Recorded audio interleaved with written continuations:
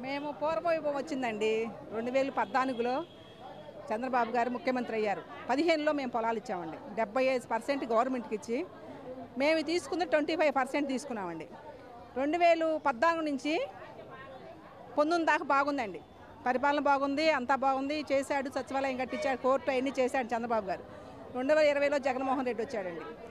December 17వ తారీఖు 3 రాజధానులని చెప్పాడండి. మనం పొలం ఇచ్చిన వాళ్ళం 3 రాజధానులు ఎట్టా చేద్దామని అనుకున్నాను జగన్మోహన్ రెడ్డి. అది ఒకటి ఆలోచించాల్సిన మాట. జగన్మోహన్ రెడ్డి గారు 3 రాజధానులు అన్నాడు, 3 రాజధానులు పెట్టాడు. ఆ రోజు వచ్చాము రోడ్లో, ఈ పచ్చకండ వేసుకుని ఆ రోజు వచ్చాము రోడ్డు నుంచి. ఈ రోజు వరకు అన్నం తిన్నామో తినలేదో, రేతి నిద్రపోయామో. 75% గవర్నమెంట్కి ఇచ్చి పాత చెంటి మేము తీసుకొని ఎన్ని బాధలు పడ్డామో. అదిగో పూలు, ఇదిగో పూలు అంటే తడిసిపోయి మా పొలాలు ఏమైపోతాయో అని చెప్పి మేము ఎంతో ఇబ్బంది పడ్డామండి. కానీ ఒకటి దేవుడు అనేవాడు ఉంటాడు. వెంకటేశ్వర స్వామి పాదయాత్ర చేస్తుంటే మన ఇబ్బంది పెట్టారు, అరస వెళ్ళిపోతుంటే ఇబ్బంది పెట్టారు. అయినా అరస వెళ్ళిపోయాము, వెంకటేశ్వర స్వామికి కొండకి వెళ్ళామండి. కానీ ఈరోజు 161 సీట్ ఇచ్చి ప్రజలు మేము ఒక్కటిచ్చిన గెలుపు కాదండి, రాష్ట్రం అంతా గెలుపు ఇచ్చారు చంద్రబాబు గారికి.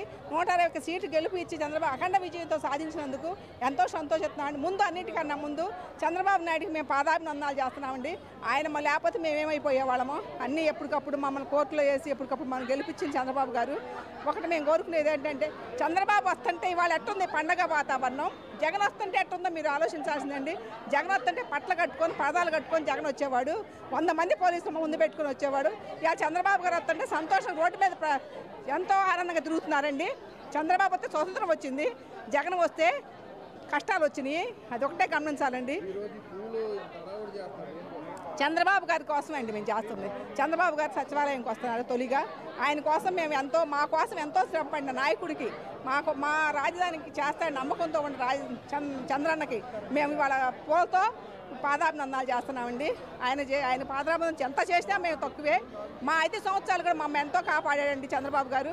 ఆయనకు మేము ధన్యవాదాలు చెప్పుకుంటున్నామండి. జై అమరావతి, జై హోమరావతి.